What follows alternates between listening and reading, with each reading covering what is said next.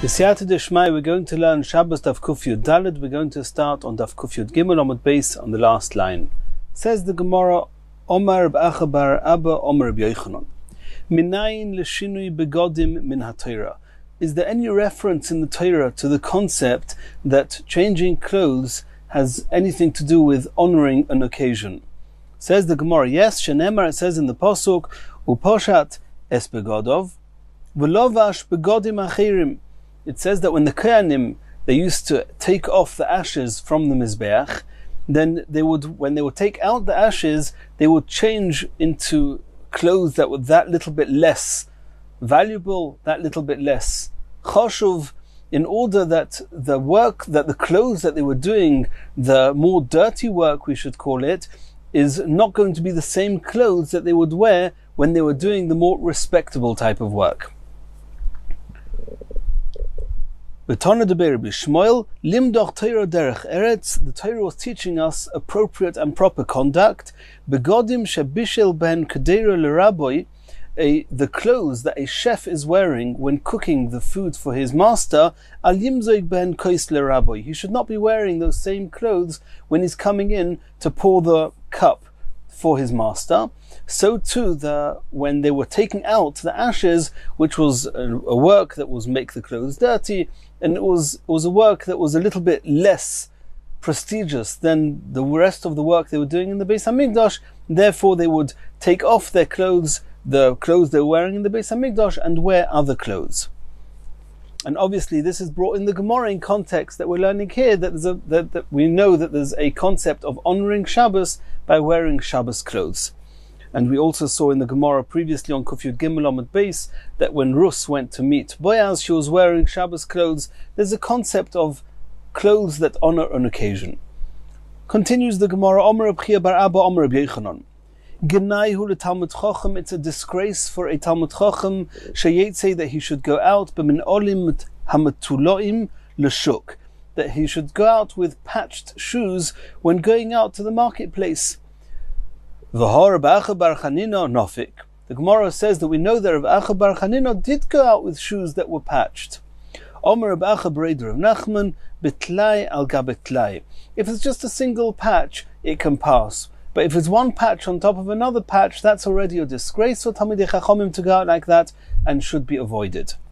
Continues the Gemara. V'Omer b'Chia bar Abba, Omer b'Yochanan. Kol Talmud Chacham shenimtza revav al bigdoi. Any Talmud Chacham that has a grease stain on his clothes, chayev misa, he's liable for misa. He's deserving a punishment of death. And Rashi says, shetzorich li is choshuv v'hogun nichvoid toirosoi. A Talmud Chacham has to honor and respect the Torah within him, and if he doesn't, then that's a very serious avera. Shenemar, as it says in the Pasuk says, Kol mesanai ohavu moves. All those who hate me love death. That's the literal translation of the Pasuk. Says the Gemara, al tikri mesanai. Don't read it that those that are going to head to death are those that hate me. Elo masni'ai. Those who cause hatred towards me. That means they cause other people to hate me. And that means in this context that when people see Talmidei Chachamim that are dressed inappropriately, then those other people will say, woe to those who are learning Torah, what a disgrace, they're repulsive, and therefore people will repel and will not want to come to Torah, and that's called masni'ai. Ravina Omar, Ravina says that what Talmud Chacham, what stain does a Talmud Chacham have to have on his clothes to be chayev misa? It's not revav, which is a grease mark, grease stain. Rather, Ravina Omar, revad itmar. Don't say revav, say revad. And revad, Rashi says, is shechva zera. V'loi pligi. And they're not arguing, ha beglima, ha belevusha. On an outer cloak, a grease stain is very repulsive and inappropriate. But on his shirt or something he's wearing underneath his cloak, the grease stain is not that repulsive and is not that seen. And even if somebody's going to see a grease stain there, they'll just assume that they'll find some excuse for it. It's not the end of the world. However, when seeing Ravad, seeing a stain of Shechva Zera, that's something that's repulsive even to an undershirt, and therefore a Talmud Chacham who goes out like that is Chayiv Misa. Continues the Gemara. V'omar Reb Chia bar Abba Omar Reb Yechanan. Mai dichsiv, how do you explain what it says in the Pasuk? Ka'asher holach avdi Yeshayahu orim v'yochif. That my servant Yeshayahu, he was going out orim, which is literally translated as naked, v'yochif, and barefoot. Says the Gemara, Orum means bebegodim bluim. He went out with worn out clothes, and therefore the Pasuk calls it Orum. V'yochif, he went out barefoot, b'min olim hamatuloim, with patched shoes, and that's also disrespectful, and it's considered yochif, barefoot. Continues the Gemara. Tnan Hosam. We learned in a Mishnah. Revav al hamardea. A mardea is a saddle cloth, and the revav is, as we saw, is a grease mark. Now we know that when something is tomei and you want to tovel it in a mikveh, then it's not allowed to be any chatzitza, any separation between the item being toveled and the water. If there's stain of grease marks on it, then it could be that it's a chatzitza. One of the rules of chatzitza is that it's only chaitzet, it's only considered a separation if the person values it as if it bothers him. A little stain that doesn't bother a person is not considered a chatzitza. If it bothers the person and he doesn't want the stain there, he'll do everything he can to remove the stain, then that stain is a chatzitza.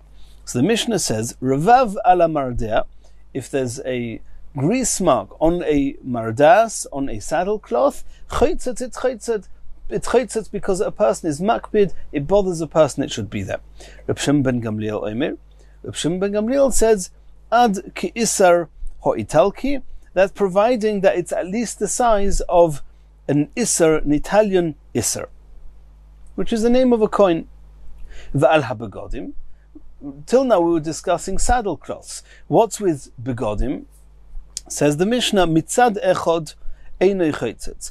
If the grease mark is only there on one side of the cloth, of the garment, and it has not penetrated right through to the other side of the garment, then it's not chaitzet.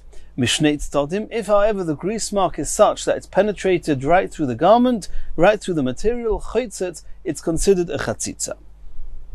Says the Gemara, Rabbi Yehuda Omer Mishum Rabbi Shmuel, Af mitzad echot chaitzet. The Tanakhama say that regarding begodim, one side is not a chatzitza. If it's on both sides, it's a chatzitza. Rabbi Yehuda says even on one side, it's considered a chatzitza. Bo minei Reb Shimon ben Lakish Reb Chanina. Reb Chanina was asked as follows: Mardas, and we just saw now, according to Rabbi Shmuel, a garment is a stain, a revav, a grease mark on a beged, on a garment, is called a chatzitza. It bothers the person even if it's just on one side. But maybe that's only if it's a cloth, if it's a garment. What happens if it's on the mardas, if it's on the saddle cloth?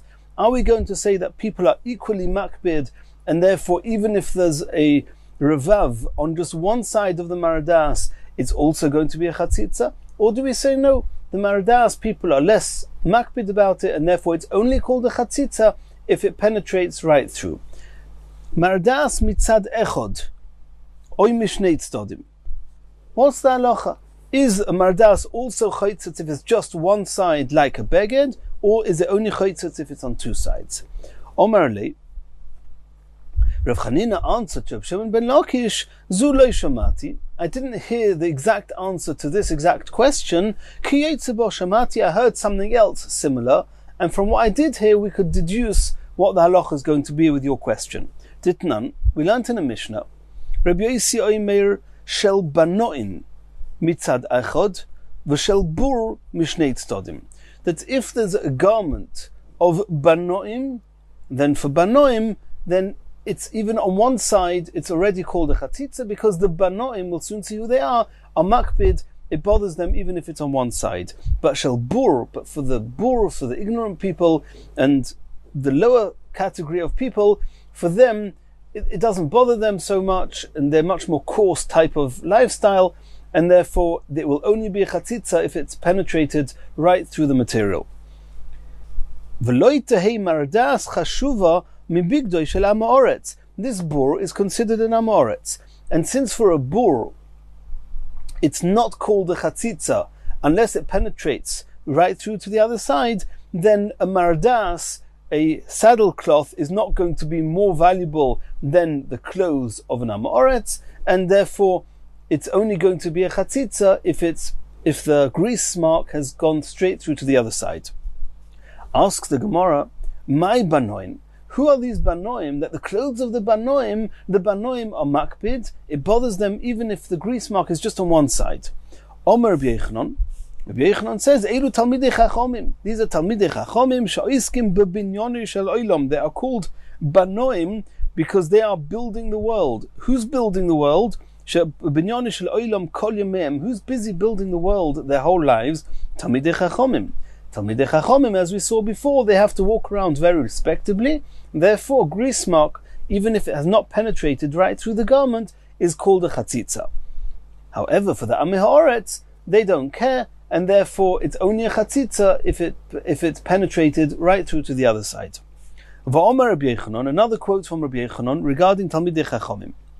Eizeu Talmud Chacham shemachzirin lo aveida betvias ayin. There's a certain category of Talmidei Chachomim that we know that we can trust them, that if they just visually recognize a lost item as being theirs, even though they cannot give us exact proof, exact simonim, we trust their visual recognition. But for that you need to be a Talmid Chacham. The question is, how much, like what will tell us that this person is in that category? Says Rabbi Yochanan, Zeh hamakpid al chalukoi lohivchoi. This is a Talmid Chacham who's very particular in the way he looks, and when he wears his clothes inside out, then the hems, the seams will bother him, and he'll turn it round. So somebody who's got an eye for beauty to that extent, we can trust he is called that Talmid Chacham, and we can trust his visual recognition for identifying an Aveda. Continues the Gemara of Omer Rabbi Yochanan, Eizeu Talmid Chacham shememanin oisei parnus ala tzibur. What is the level, what type of Talmid Chacham can we appoint to be a leader on a community? If one can ask him a halachic question anywhere, and he'll have the answer. And even in a Maseches Kalo, which is a Maseches which is not learnt so often, and he knows the whole Shas, but often people who know Shas don't know Maseches Kalo. This person knows the whole Shas, including Maseches Kalo. He's somebody that's appropriate to be appointed to be a leader on the community. Va'omer Rabbi Yochanan, Eizeu Talmid Chacham shebnei iroi mitzuvin la'asos le'melachtai. What type of Talmid Chacham is one that cannot be expected to do his own work, at least the minimum that he needs to survive, to sustain himself, and the people of the town, the city, are required to do the work for him? Somebody who abandons his own desires, his own needs, in order to serve the desires of Hashem. That type of person who is abandoning his own needs, we expect the town to fill that need. But that's only true to the point of sustenance, food, etc., whatever's included in basic survival. But luxuries, obviously, the town do not need to work and make sure that he has extra luxuries. Continues the Gemara of Omer Rabbi Yochanan, Eizeu Talmid Chacham. What's called a Talmid Chacham? Period. What is the definition of a Talmid Chacham? Kol shasher lin oisei halacha b'chol mokim v'oimra. A person that one can ask a question anywhere and he will have the answers. Lemay nafkamina. What ramifications is there? What's the difference if he's called a Talmid Chacham or not called a Talmid Chacham? Says the Gemara, Limnuya parnus ala tzibur. You want to know if one can appoint him to be a leader on a community. If he only knows one Masechta, and Rashi says here that it doesn't mean that he only knows one Masechta. Obviously he's learnt the whole of Shas. Somebody who hasn't learnt Shas cannot be appointed for anything. He's learnt the whole Shas, but he only knows how to answer questions fluently in the one Masechta that he's learning at the moment. Then Ba'asri, then he can be appointed in his place. If he can answer questions anywhere that you ask him, then Beresh Masifta, then he can be appointed as the head of an academy, he can be a Rosh Hashiva. Continues the Gemara. Reb Shimon ben Lakish Omar, Eilu Kelim Ha'ulayrin Haboin Mimedinas Hayom. And this is now a second explanation in the Banoim. We said before that Banoim, they are very particular with their clothes, and therefore a stain, even just on the outside of their clothes that does not penetrate right through the cloth, is called a chatzitza. It bothers them. What's Banoim? The first explanation, Rabbi Yochanan said, is talking about Talmidei Chachomim, the builders of the world. Rabbi Shimon ben Lakish, he says a different explanation. These Banoim, these are certain particular type of garments that ha'oilairin. These are garments that the bathhouse attendants, they used to hold these garments, and when very prestigious and prominent people would come out of the baths, they would give these prestigious and very important clothes to these special people. And Haboim in Medinas Hayom, this material comes from abroad, from the other side of the ocean, and these clothes people are very, very makbid with, they're very particular with, that they should not have a stain on, even on one side.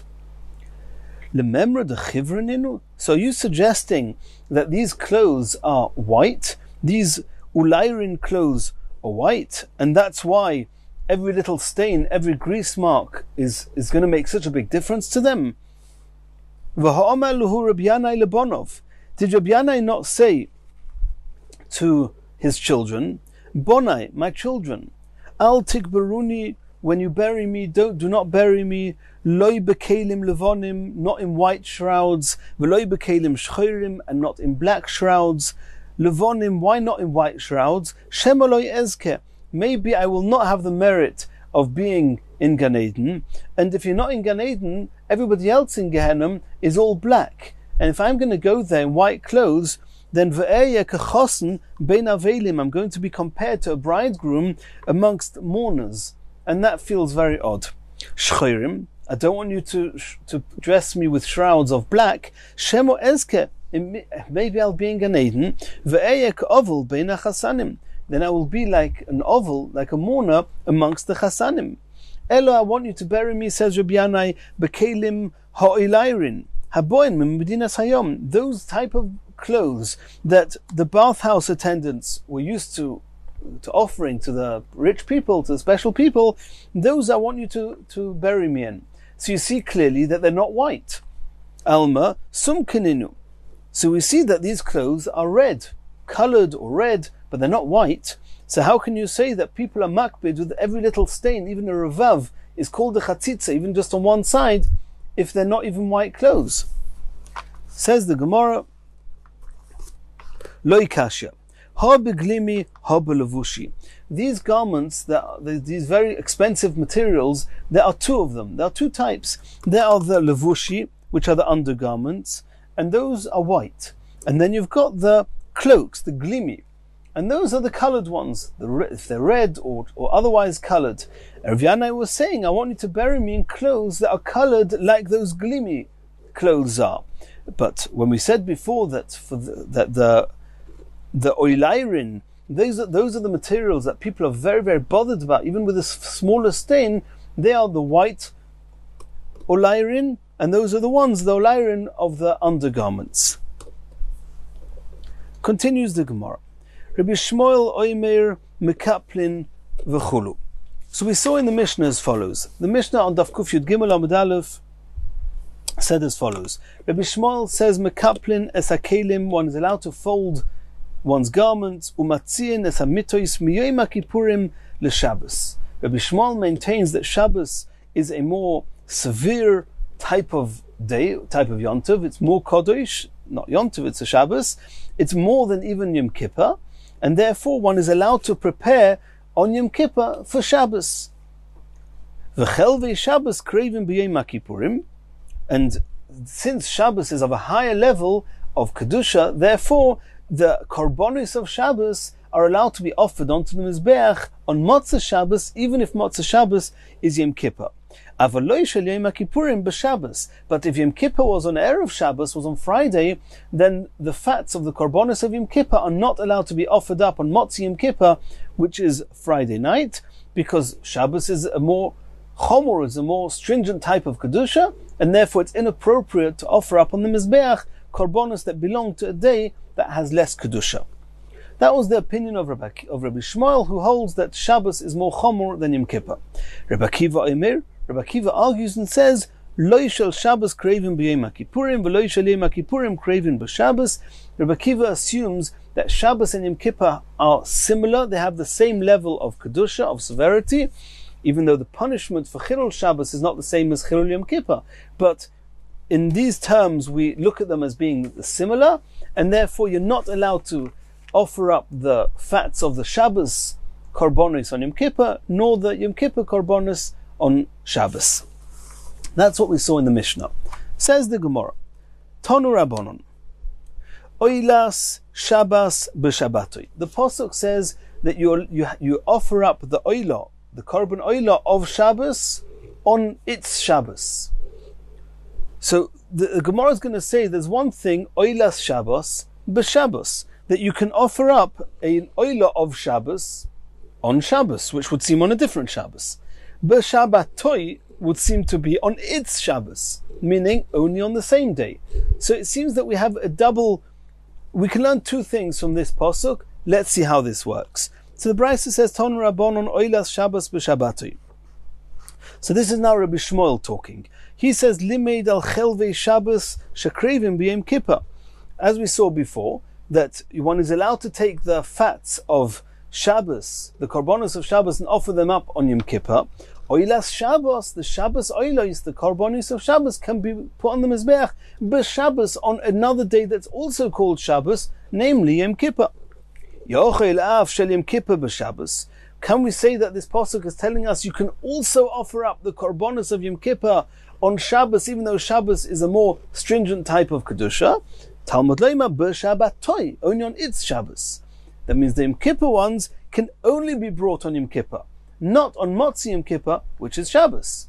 Obviously, if Motzi Yom Kippur is a weekday, then there's no problem with that. You can offer up the fats in the night. Like any korbanos, you can offer up the fats the following night. But if it's not a weekday, then only on its own day, on Shabbatoi, not on Shabbos Kodesh. Divi Rabbi Shmuel, that's the opinion of Rabbi Shmuel, and that's what we saw. We saw in the Mishnah, according to Rabbi Shmuel, one is allowed to offer up the Shabbos korbanos on Yom Kippur, and not allowed to offer up the Yom Kippur korbanos on Shabbos. How's Rabbi Akiva learning this?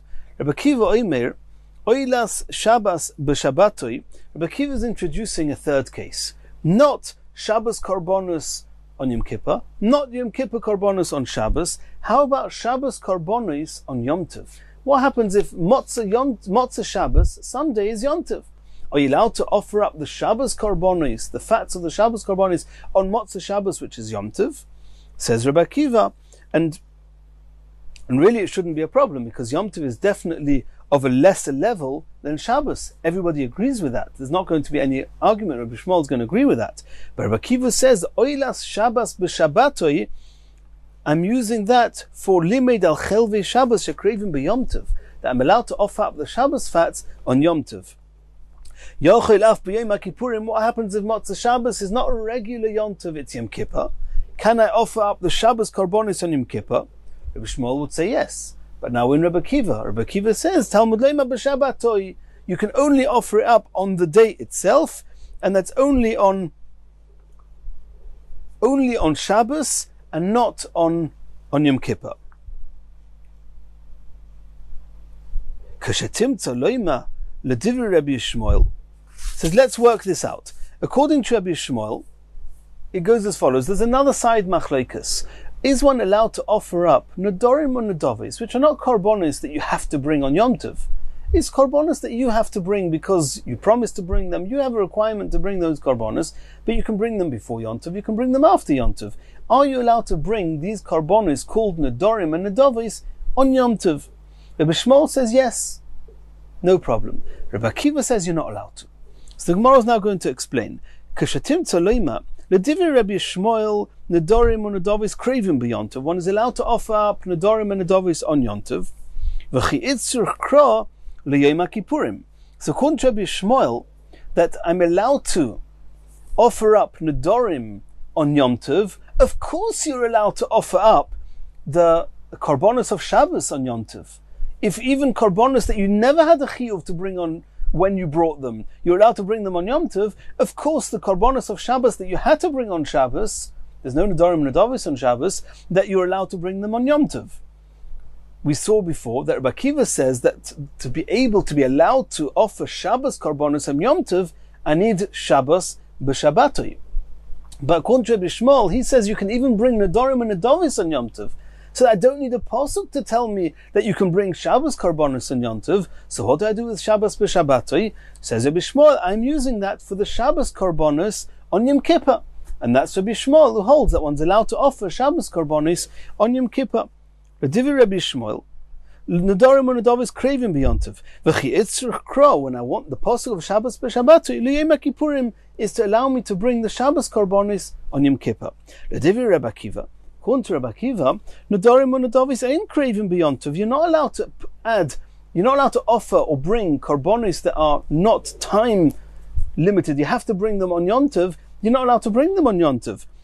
So if so, how do I know that you can bring Shabbos korbanos on yontav? V'chi itzur kra, the pasuk of Shabbos b'Shabbatoi, l'mishra b'yontav, to say that the Shabbos korbanos I can bring on yontav. So now I don't have the pasuk of Shabbos b'Shabbatoi to tell me that I'm allowed to bring the Shabbos korbanos on Yom Kippur.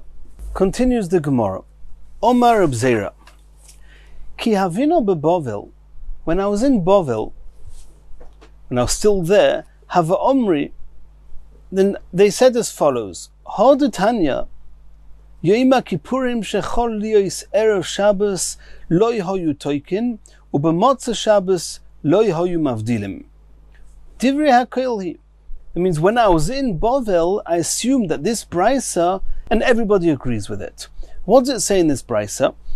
And we just have to introduce. There's a concept called toikin. They used to blow a shofar.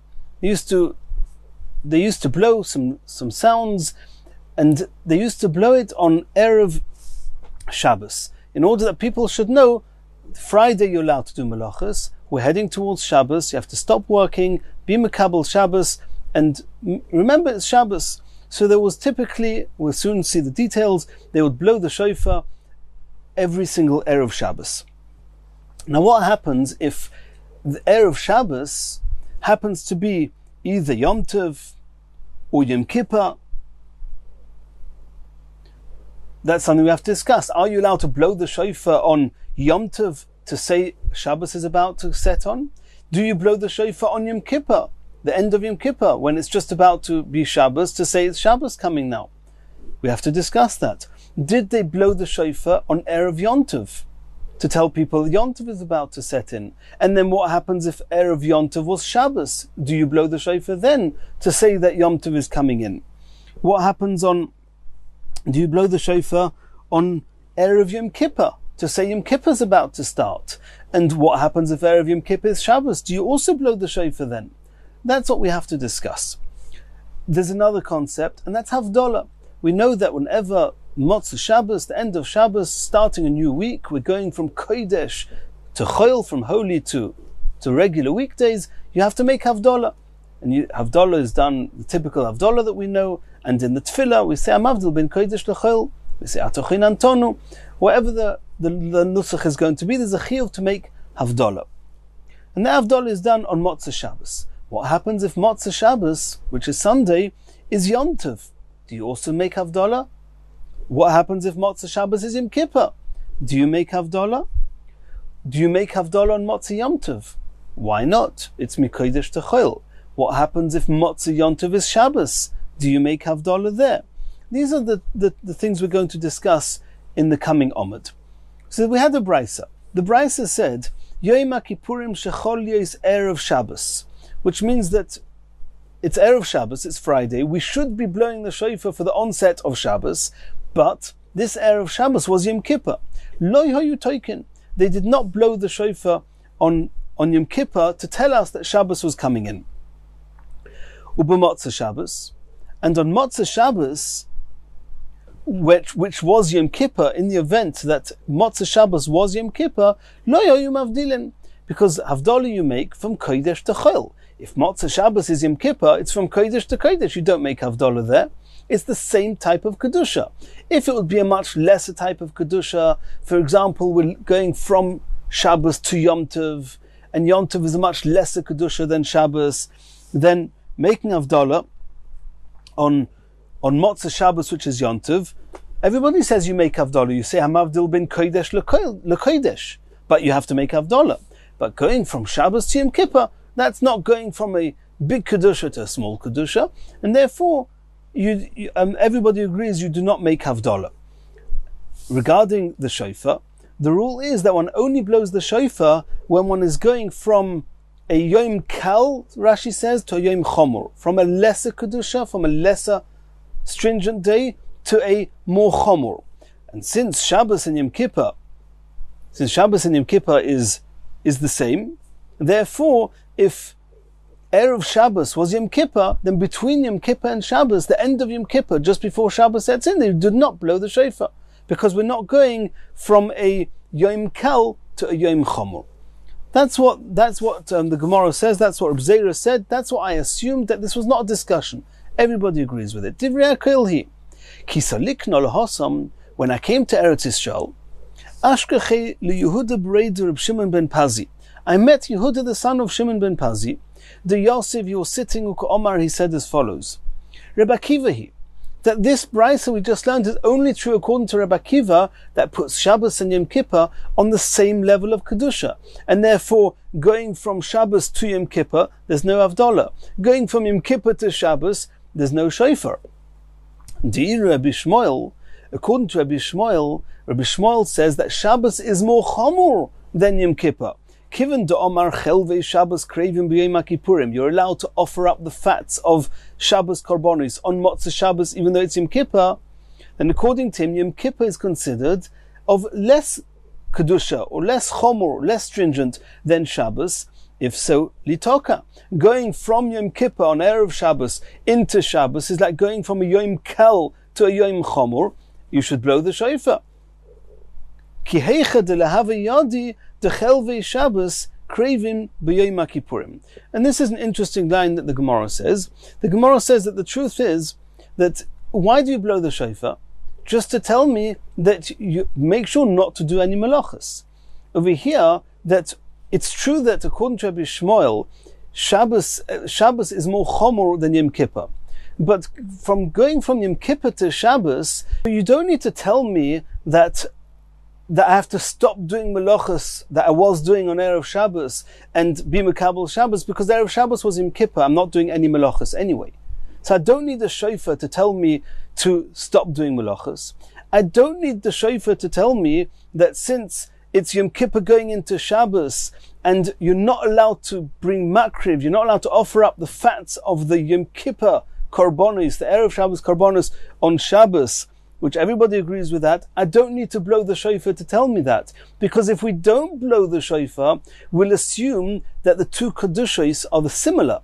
And if the two kedushos are similar, which is what Rabbi Akiva holds, it's also also to offer up the Yom Kippur fats on Shabbos. So what would I need the shofar for? I would need the shofar that I should know that this year, that year, which Erev Shabbos is Yom Kippur, I'm blowing the shofar because I'm going from a kal to a chomor. Just to be aware that Yom Kippur is more kal than Shabbos, and the difference will be that another year, where Yom Kippur is going to be after Shabbos, I'll remember this shofar, and I'll remember that I'm allowed to offer up the Shabbos korbanos on Motzah Shabbos, on Yom Kippur. That's what the Gemara says. That according to Rabbi Shmuel, Kiven de'oma chelvei Shabbos kravim b'yom kippurim, since I'm allowed to offer up the Shabbos korbanos on Yom Kippur, the year we're talking about here is that Yom Kippur is on Erev Shabbos. But I should blow the shofar on Erev Shabbos so that I'll know that Yom Kippur is more kal, so that in a year that Yom Kippur is after Shabbos, I'll know that I can offer the Shabbos korbanos the fats of the Shabbos Korbanos on Yom Kippur. Litoka, I should blow the shofar. Kihecha de lahava yodi, I should know the Chelve Shabbos Krevim b'Yom Kippurim in a different year. So that is what Reb Zera says that he heard from Yehuda, the son of Shimon ben Pazi. Ve'amina le'ano. Reb Zera says that I'm going to respond to him as follows. Koyanim zrizim him. That if the only reason that you would blow the shofar on Yom Kippur going into Shabbos is in order to, in the year that it's appropriate, in the year that Yom Kippur is after Shabbos, that you should know that you can offer up the Shabbos Korbanos on Yom Kippur, and obviously for this year, that year that Yom Kippur is before Shabbos, you're not allowed to offer up because Shabbos, Yom Kippur is more kal than Shabbos, otherwise you wouldn't be blowing the shofar. And Yom Kippur into Shabbos, you're not allowed to offer up the Yom Kippur Korban, the fats of the Yom Kippur Korbanos on Shabbos. Says the Gemara, I don't need the shofar for any of this. Why? Kehanim zrizim heim. Kehanim are very conscientious and aware of all the halachas. We do not need to give them any reminders. Normally, why do we blow the shofar? We blow the shofar for everybody else, all the people in Yerushalayim, anyone who's going to hear the shofar, regular people. Tell them, just a minute, you were doing melachas till Shabbos, stop doing melachas now. But here, Erev Shabbos is Yom Kippur. No one's doing melachas. I'm only blowing the shofar in order that I should know when I can bring the Yom Kippur fats on Shabbos and the Shabbos fats on Yom Kippur, if at all. For that, I do not, if the reminders are just for the Kohanim doing the avodah in the Beis HaMikdash, I do not need the reminder. Kohanim zrizim heim. Amalei Mar Kashisha b'reider of Chisda l'Ravashi.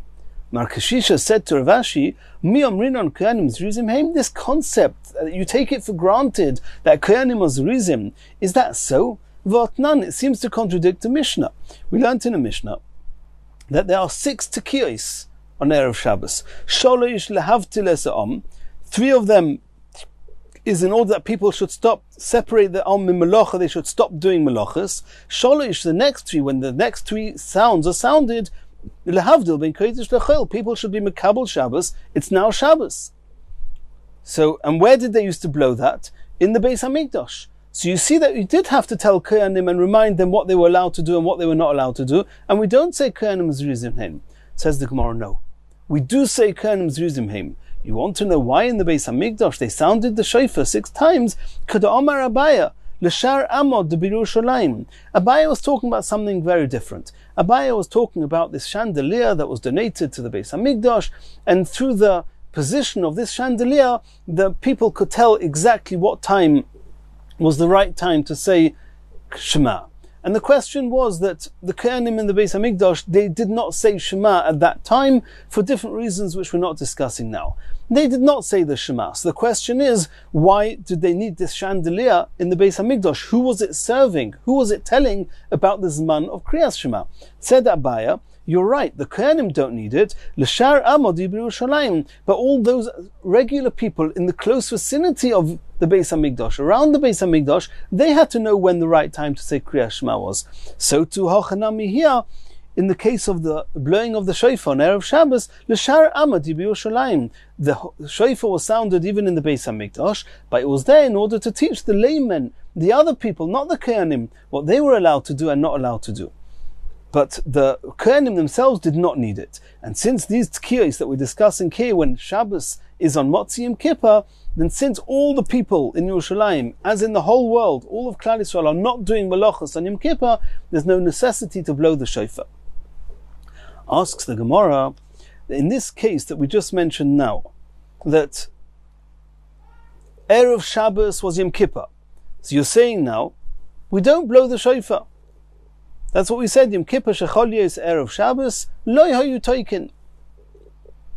And first we thought, lo hayu toikin, we thought it's only going according to Rabbi Akiva. But now we said, even according to Rabbi Shmuel, they didn't used to blow. Asks the Gemara, there is a reason to blow the shofar at the end of Yom Kippur. V'litka kihecha de liyadi de shori b'knivas yerek min amincha u'lemayla. So there's another halacha, and that's called knivas yerek. Knivas yerek means the shelling, the peeling of the the cutting, the trimming of vegetables. They used to trim vegetables as part of the process of preparing the vegetables to be cooked. It says on Yom Kippur, there's a special halacha, even though you're not allowed to prepare from Shabbos or from Yom Kippur to Chol for the weekday, you're not allowed to start preparing your Mlav Malka on Shabbos. You're not allowed to prepare your meal for Motzi Yom Kippur on Yom Kippur. However, there's a Chiddush, and that's called the Chiddush of Nekivas Yerek. Since it says in the Posuk that on Yom Kippur, there's got to be Agmas Nefesh. You've got to intensify as much as possible the infliction of the Nefesh, of the spirit, on Yom Kippur. How do you do that? When it comes towards the end of Yom Kippur, Mincha time, when everyone starts getting hungry, at that point start preparing the food, not in order that you should have the food ready on Motzei Shabbos, on Motzei Yom Kippur. Just prepare the food just in order that it should be even more difficult for you to fast. You're preparing the food, you can't even eat it. So there's a chiddush that towards the end of Yom Kippur, you're allowed to prepare the vegetables by trimming them and cutting them and preparing them for the meal, and do that as part of the fasting process, part of the inui, part of the infliction that Yom Kippur is supposed to inflict on us. So how do I know when on Yom Kippur I'm allowed to do that? I'll have to sound the shofar and tell people from this point now, from Mincha time, when you hear the shofar, you can start preparing the vegetables. Before that you're not allowed to. Before that you're not so hungry, and therefore preparing the vegetables is not going to add to the infliction, and therefore it's just plain preparing for after Yom Kippur. You're not allowed to do that. So says the Gemara, V'litoka, why don't we say you should blow the shofar, ki heicha deleida deshori b'knivas yerek mina mincha l'maylo, that people should know that from this time, from the time of mincha and beyond, you're allowed to trim the vegetables. So Rav Yosef says something very interesting. He says, Rav Yosef says, Omer Rav Yosef lefi she'ein doichin shvus lehatir. Blowing a shofar on Shabbos or Yom Kippur is a shvus. Isn't a rabbanon called shvus? Shvus means rest. Even though it's not a melacha, it's not one of the 39 melachas, but it's midrabanon, pashtus is midrabanon, it's called a shvus. There's a requirement to rest, and part of the things the Chachomim said, rest from blowing from any instruments. You're not allowed to play an instrument on Shabbos or on Yom Kippur. So if you want to blow the shofar, you have to have a good reason for it. If the whole reason is in order to allow you to do something, not to stop you from doing something, not to stop you from doing a malacha, or if there's a particular chiyuv that you have to do straight after nacht, then Tosfos discusses that might be different. But if it's just in order to tell you you're allowed to do something, for that we're not going to break this shvus, you're not allowed to sound the shofar. So Rav Yosef says that I'm not going to blow the shofar on Yom Kippur, even though I don't need it to tell me to stop doing malachas for Shabbos, but I need it to say that you're allowed to cut the vegetables. If all it's doing is to tell me I'm allowed to trim the vegetables, we're not blowing the shofar for that. Rav Shisha says something very interesting. Rav Shisha Breder of Idi, he makes an interesting calculation. Let's remember, we're talking here about Yom Kippur, that's Erev Shabbos. So, are you going to prepare your food this year on Yom Kippur? Are you going to trim these vegetables and cut these vegetables? No, because you can't eat the vegetables raw. What are you going to do? Normally, you prepare them on Yom Kippur, you cook them on Motzi Yom Kippur. Motzi Yom Kippur is Shabbos, you can't cook on Shabbos. So for this year that we're talking about, blowing the shofar now, all it says is, this is the time of the day of Yom Kippur, that in a different year, you'd be allowed to cut the vegetables. Says Rav Shisha, Rav Shisha Breder of Idi Omar, shvus kroiva hitiru. To break the shvus, even if it's lehatera, we would do. But only if it's now, if it has some ramification now. But shvus rechoikov, it's only going to make a difference. And a year from now, lo yitiru. For that, they're not going to break the shvus. Or shvus kroiva hitiru. According to Rav Shisha, even if it's a shvus lehatera, if it's kroiva, if it's not in a year from now, they will allow you to break the shvus. Asks the Gemara, this seems to contradict the Mishnah about none. Yom Tov shechol yis erev Shabbos. What happens if Yom Tov is on that Friday? Toikin, you're allowed to blow the shofar because on Yom Tov you're allowed to do some malachas. You blow the shofar to make sure that Shabbos is setting on now. Don't do malachas on Shabbos. V'loi mavdilin, you don't do havdalah because Yom Tov is less of a kedusha than Shabbos. Therefore, there's no havdalah. Moitza Shabbos. What happens if Yom Tov is on Motzei Shabbos? So you're going from Shabbos into Yom Tov. Mavdilin. Of course you make Havdalah because Yom Tov is less of Kedusha than Shabbos. So you make Havdalah and you say Lehavdil bin Kodesh leKodesh. V'loi toikin. And you do not blow the shofar because you only ever blow the shofar when you go from a Yom Kal, from a lighter day, into a more stringent day. Here you're going from Shabbos into Yom Tov. From Shabbos into Yom Tov, you're not going into a more stringent day, more chomor, more holy day. You're going into a less chomor. Therefore you don't blow. So according to the Mishnah, we do not blow the shofar on Shabbos going into Yom Tov. Asks the Gemara, if you, Rav Shisha, are right, that providing that it's right now, it's not just for another year, we do blow the shofar, we break the shvus, even if it's just in order to tell you something is mutter, then I've got a question on that Mishnah. Va'amai, why do you say you don't blow? Litoka, you should blow at the end of Shabbos, in order to tell everyone that on Shabbos it was also to shecht. Now it's Yom Tov, you're allowed to shecht. And since we break the shvus, and we blow just in order to tell me something's mutter, so according to Rav Shisha, why does the Mishnah say we don't blow the shofar? It must be that the real reason that you don't blow at the end of Yom Kippur going into Shabbos is not because of what Rav Shisha said, it's because of what Rav Yosef says, that ein doichin shvus lahatir, since the only reason we would have to blow on Yom Kippur is to tell me that you can prepare the knivas yerek, which is something which you're allowed to do, and according to Rav Yosef, we do never break a shvus if it's just in order to tell us that you're allowed to do something. Continues the Gemara. Omar Rav Zera, Omar Rav Huna. V'omri lo Omar Rav Abba, Omar Rav Huna. It was said in the name of Rav Huna. Yom Kippurim shechol liyos b'Shabbos. If Yom Kippur was on Shabbos, also b'knivas yerek, even though on Yom Kippur itself, because of the din of inui, that there's a requirement to inflict extra pain and challenge with the fast on Yom Kippur, therefore you're allowed to start cutting the vegetables. That's all fine and good if it's just Yom Kippur. But if it's also Shabbos, on the same day as Shabbos, you're not allowed to start cutting the vegetables because you're not allowed to prepare from Shabbos for the weekday, for Motzei Shabbos. Omar of Mona says, Rav Mona Tana, we learnt something to similar effect. Minayin liyom kippurim shechol liyos b'Shabbos. If Yom Kippur falls on Shabbos, also b'knivas yerek, you're not allowed to cut the vegetables. Talmud Lema, it says in the pasuk Shabbosoin. The pasuk calls Shabbos Shabbosoin to tell us shvois, rest. Don't do melachos that the Chachamim said you shouldn't do, even though they're not considered melachis in the Lamates melachis. That's what we learned in a brisa. Asks the Gemara Lemai, why do I need this pasuk of Shabbosoin to say that you're not allowed to cut the vegetables? Are these vegetables still attached to the ground? I don't need a pasuk for that, because that would be a melacha of kaitzer, of detaching from the ground. It's one of the lamates melachis. V'oksiv lo yisasek kol melacha. It's included in the pasuk of don't do any melacha.